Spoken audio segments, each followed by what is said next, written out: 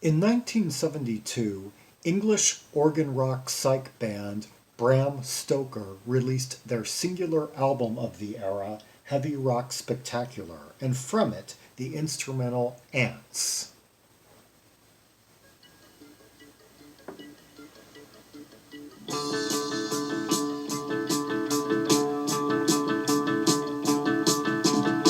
Really kind of like a rubbery bass line.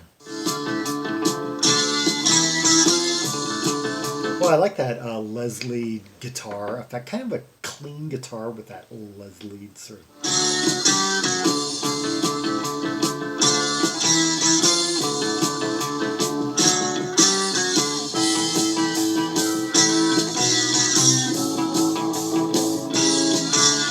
Kind of sounds like a dun dun, like a two fingered type of chord.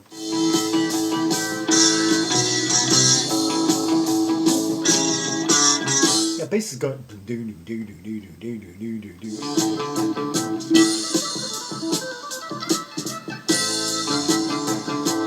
It's going like root fifth, something like that. Yeah, I love like arpeggios.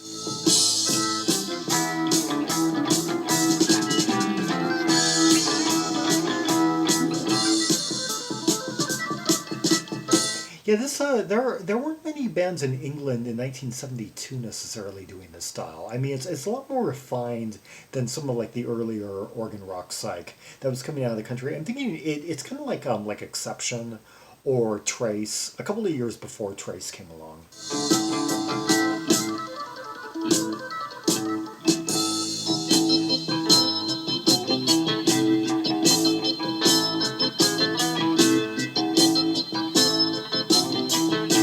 This track is written by organist Anthony Bronsdon, and this seems to be the only thing he's done according to Discogs. This and a much later title. It looks like they may have reunited a few years ago. But yeah, a lot cleaner than like Keith Emerson or any of that, or like Atomic Rooster, Vince Crane.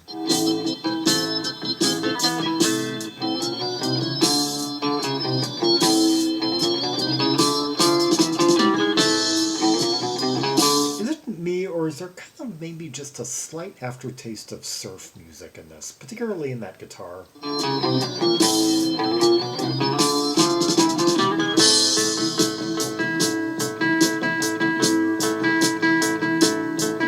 Almost like the missing link between surf rock and trace.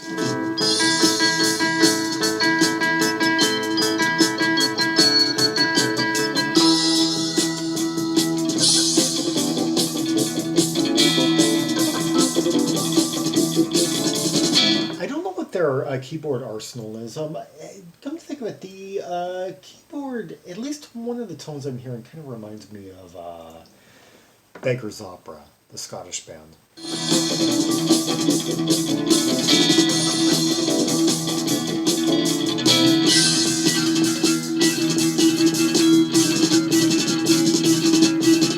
Oh, those really tensed up bass lines. Almost kind of like Squire-esque, like on a couple of tracks from around that era. Like, well, heck, yeah, Heart of the Sunrise.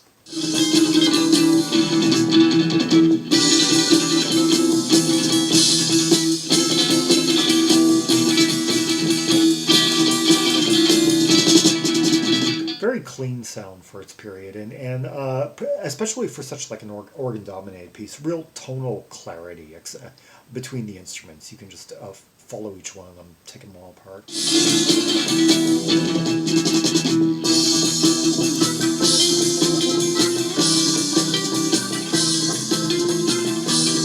You hear those little guitar notes, those like clean.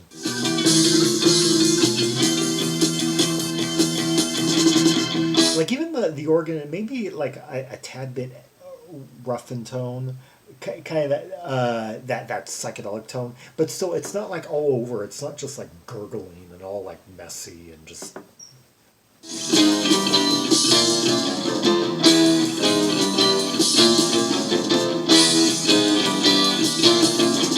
Seems like like every few bars there are doing a different variation, but there's a consistency nonetheless.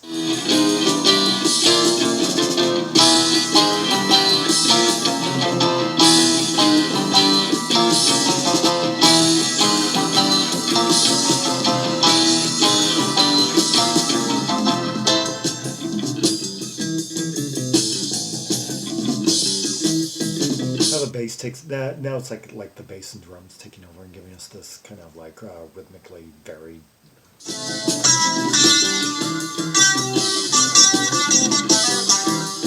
Now that sounds very Leslie and yet very clean. As a matter of fact, I don't think I've necessarily heard a guitar figure like that anywhere. I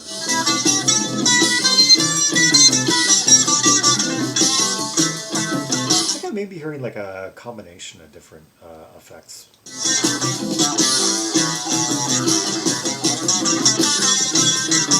It also has a slight like sitar like kind of buzz to it.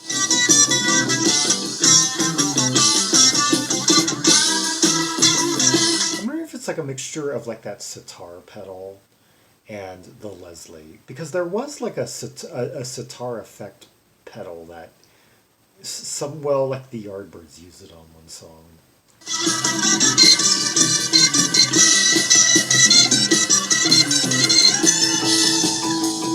Or maybe it's just a Leslie on a type of guitar that it's usually not played with.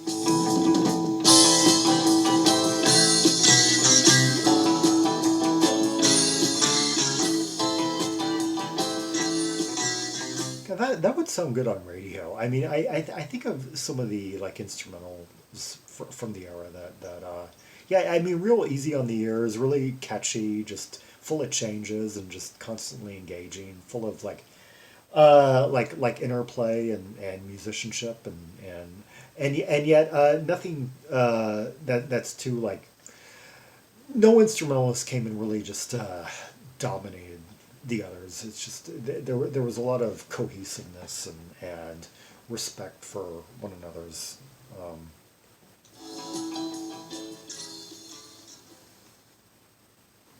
Yeah, virtuosos with restraint and taste and tact. Yeah, that was Ants by Bram Stoker.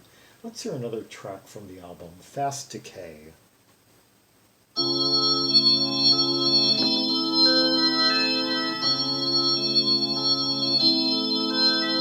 Yeah, already I'm getting a slightly different feel from this one. I'm thinking more like something off, like say 1970 period Van der Graaf Generator. Like the intro to one of the songs, like on The Least We Could Do Is Wave to Each Other or something like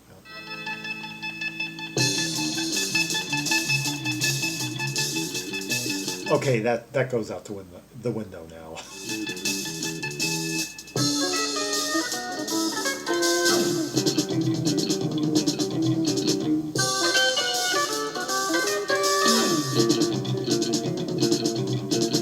They kind of like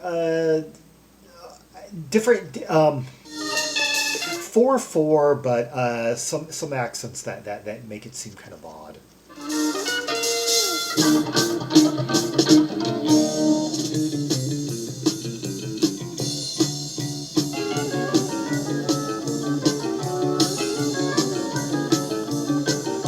Yeah, once again, the same Dutch comparisons I was making earlier were all.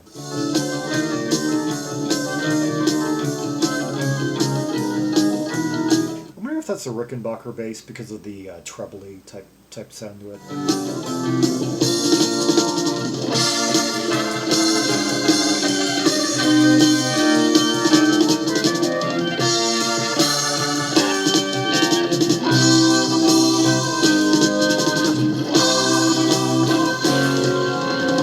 Okay, who else are we hearing? Bass is by John Bavin, and looks like he did quite a bit after this. He played on albums by the Eurythmics, Kiki D, Praying Mantis. Is that the one I'm thinking of? Yeah, the heavy metal band, and yeah. So he it seems like this was his only thing of the 70s. Oh, he became an engineer. Yeah, because it seems like more of his credits date to the 1980s.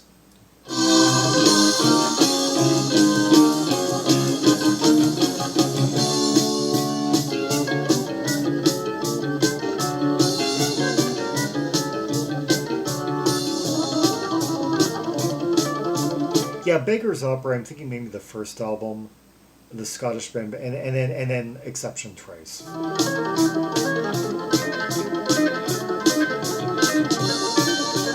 So basically, this band is doing something that really no one else in England was doing at the time, like much cleaner than Nice, much more refined than ELP, pared down, you know.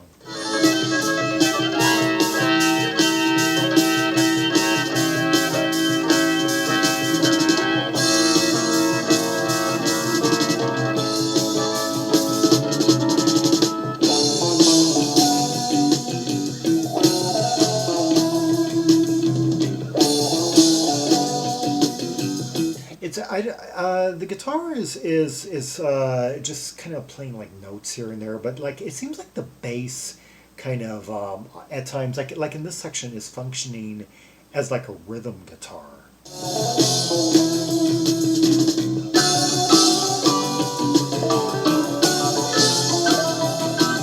I'm hearing some vague like wah on the guitar.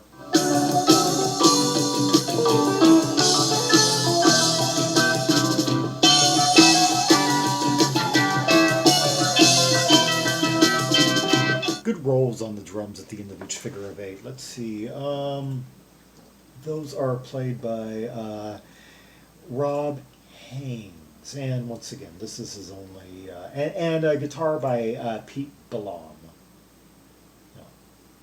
All these guys, just pretty much, as far as the 70s go, just this album.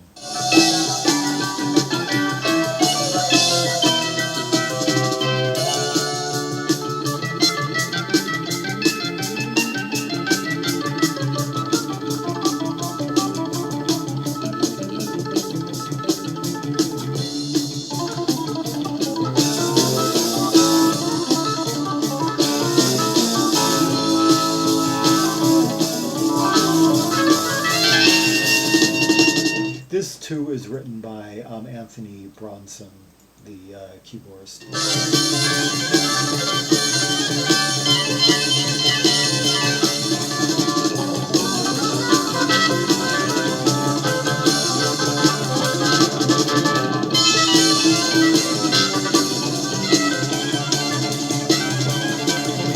Really frenzied section here, again much more intense, dramatic, louder, thicker.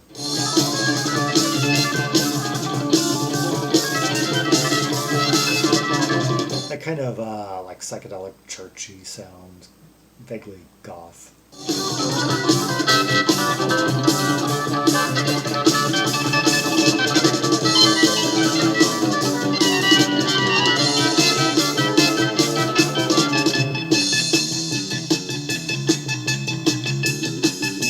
Oh, hear the bass, the way it's like going up and like do do do do do do do do do do like two, like up and.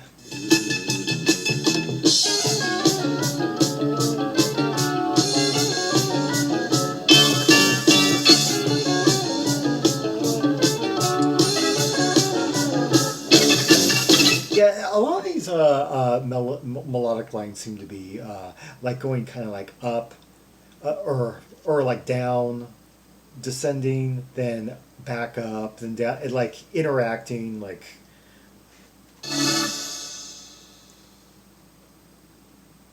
Yeah, just kind of like dueling like little notes. Yeah, everyone just constantly playing notes. It seems that's one of the things I like about you didn't hear many like full form chords, and that was part of like the cleanness. It was just, you know, and yeah, very interactive, very busy, very just lively, full of sound, full of clarity and counterpoint. Very, very developed counterpoint for 1972.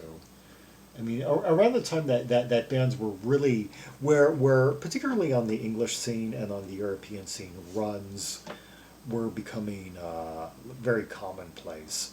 But still, there weren't many bands yet outside some of the most big budgeted acts that had this kind of tonal clarity.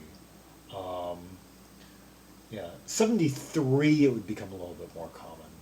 But yeah, so kind of in a class by its own, like pointing to some ideas that you would hear of more, say, on the continent ultimately than you would in the UK in the years ahead.